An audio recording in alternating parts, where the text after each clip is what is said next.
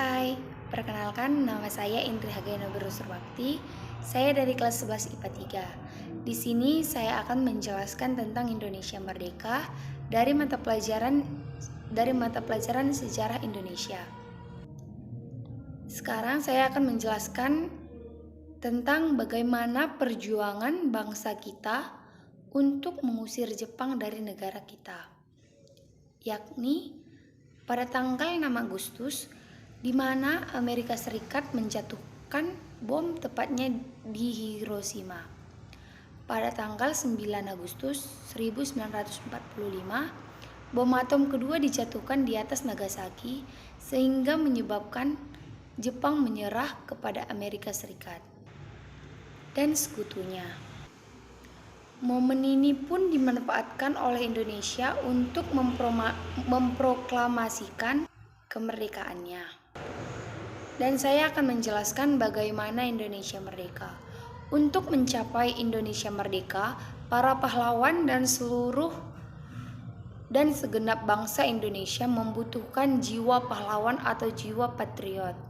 Yang dimana jiwa patriot atau pahlawan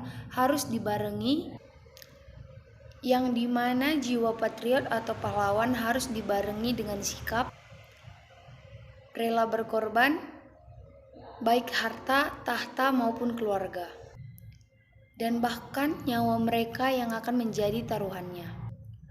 Perjuangan itu dimulai dan terlihat pada saat kekalahan Jepang terhadap sekutu. Kondisi ini dimanfaatkan oleh bangsa kita.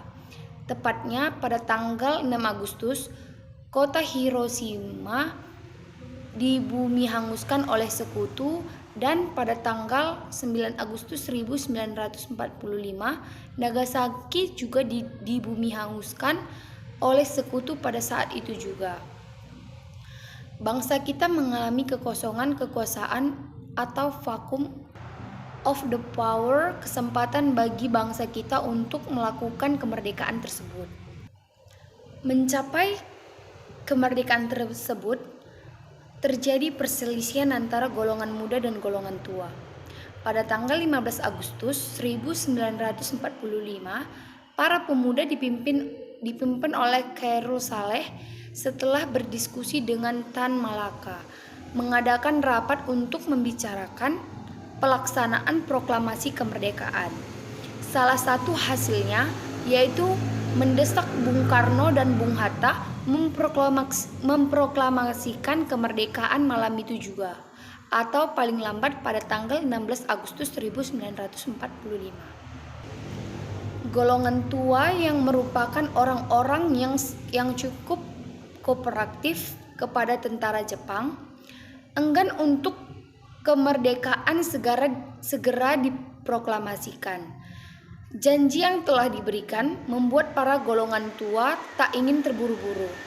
Selain itu, kedudukan Jepang di Indonesia masih cukup kuat, dan para golongan tua tak ingin ada pertumpah darah terjadi.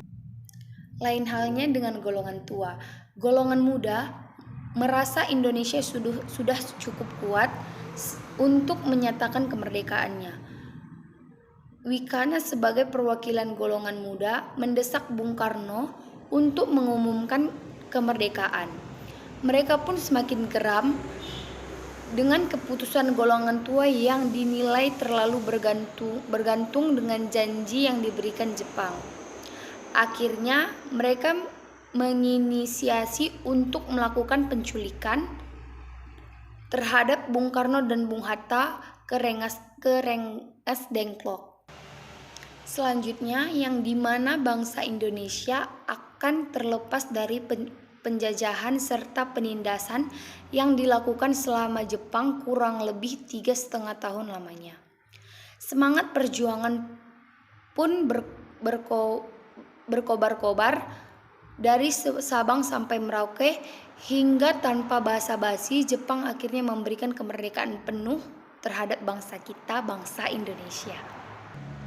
Inilah penjelasan dari saya. Sekian dan terima kasih. Salam jas merah.